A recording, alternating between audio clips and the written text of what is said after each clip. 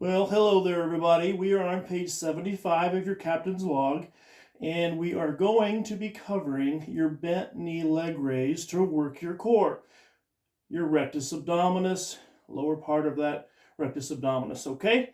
So, how do we do that? First of all, if you want to, feel free to just support that head just a little bit with one of your arms, okay? Now, when you do a leg raise, most people just think, all right, well, that seems simple enough. I'm going to raise and lower my legs. Well, that's only part of it. But there's something that has to happen first, and it's what's called a posterior pelvic tilt. Now, what is a posterior pelvic tilt? That's a good question. The first thing you do before you do anything, you get in this position, and then you're going to take your pelvis into a posterior pelvic tilt, which means this. You're going to push that lower back into the floor, okay?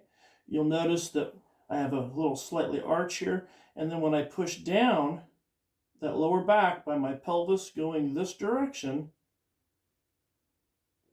okay, that's called a posterior pelvic tilt, and that anchors my core, all right, so that it takes out the hip flexors out of the equation during the exercise for the most part.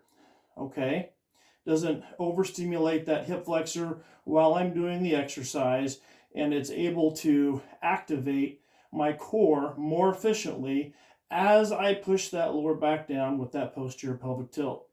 Okay, so once we have that, if you are a beginner, what you're going to do is anchor, posterior pelvic tilt, pushing that lower back down, and then you can just go one at a time, down and up. Now, if you do this without keeping the lower back against the floor, you're really not going to feel your core much. But once you anchor, you're really going to feel that core, even doing one leg at a time as a beginner. Okay, so up and down. A lot of different variations of this. I'm just showing you the basics.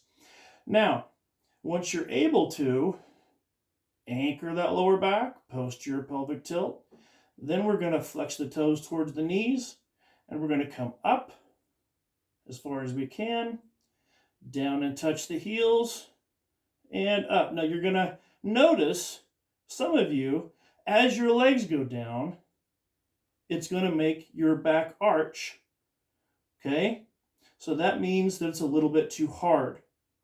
But as you get stronger, you're going to be able to have your knees bent like this, anchor that lower back, posterior pelvic tilt, and you're going to be able to go up and down. Now, notice I'm going smooth. You don't want to come up aggressively or swing, because what that does is it's going to overstretch your lower back. Trust me, you don't want to do that. Okay? Now, as you get stronger, posterior pelvic tilt, you can go up and down. As you get stronger, you can straighten your legs a little bit more, increasing the length of the lever arm, thus increasing the load for your core as you're going down. But you have to make sure that you have your lower back anchored on the floor with that posterior pelvic tilt. Okay?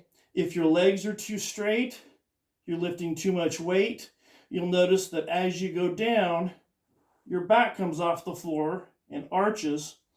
And what you're going to do is you're going to feel that lower back, and you're also going to be recruiting more of your hip flexors. Okay? Now, there's ways to do this on the ball. There's more advanced ways of doing it, and there's even more remedial. This is going to give you a good start to understanding how to anchor that pelvis through that posterior pelvic tilt, and thus recruiting your core effectively and efficiently. All right? All right, great job, everybody. On to the next one.